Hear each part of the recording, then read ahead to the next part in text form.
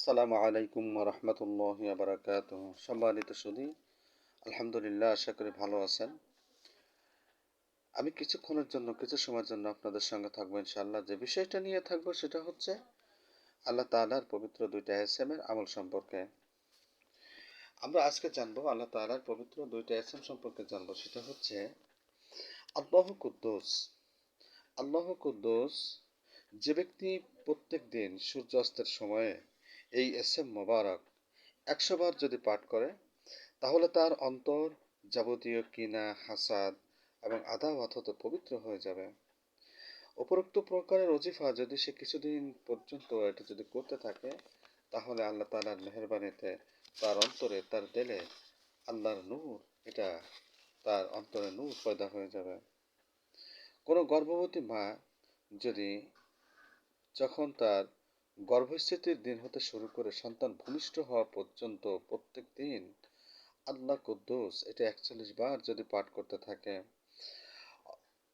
পাঠ করবে, অথবা পানির উপরে ফু দিয়ে এটা খাবে, অথবা দুধের উপরে এটা যদি ফুঁক দিয়ে যদি এটা পান করে, তাহলে আল্লাহ তাআলার মেহেরবানিতে এই চরিত্রবান মাতা পিতার কৃতজ্ঞ সন্তান ভূমিষ্ঠ হবে ইনশাআল্লাহ।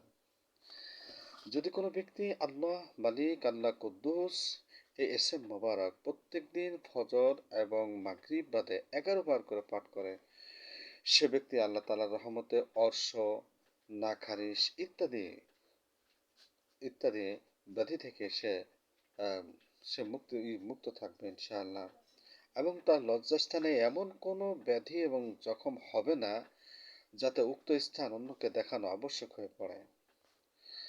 যদি কোনো ব্যক্তি আল্লাহ মালিক, আল্লাহ কুদ্দুস একত্রে প্রত্যেক দিন এশার নামাজের পরে অন্ধকারে বসে 1000 বার পাঠ করে, আল্লাহ তাআলার মেহেরবানিতে ইজ্জত সম্মান চিরস্থায়ীভাবে তার থাকবে এবং তার উপরস্থ কর্মচারীদের নিকট বিশেষ সম্মান এবং শত্রুর চগলখড়ি হতে অবশ্যই সে মুক্তি পাবে ইনশাআল্লাহ।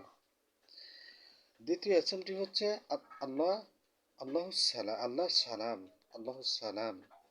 এই এসএম মোবারক, যে ব্যক্তি প্রত্যেক দিন ফজরে যদি সে আল্লাহ সালাম এই এসএম মোবারক যদি সে 1000 বার পাঠ করে, আল্লাহ তাআলার রহমতে সে ব্যক্তি কখনো অন্ধ, অবশ এবং অক্ষম হবে না ইনশাআল্লাহ।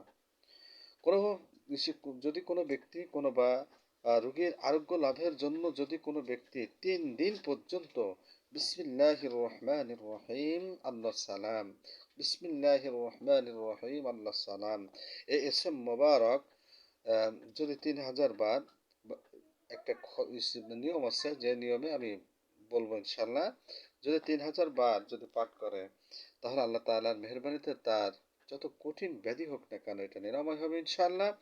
আর যদি তার হায়াত যদি না থাকে, অত্যন্ত আসানের সহিত তার মৃত্যু হবে। তো এটা পড়ার নিয়ম হচ্ছে, যে ব্যক্তি এটা পড়বেন তিনি সর্বপ্রথম গোসল করে সাদা কাপড় পরিধান করবেন এবং যে কোনো দুরূদ শরীফ 3 বার তেলাওয়াত করবেন। এরপরে এরপরে এসএম মোবারক অর্থাৎ বিসমিল্লাহির রহমানির রহিম আল্লাহ সালাম এটা 3000 বার পাঠ করবেন।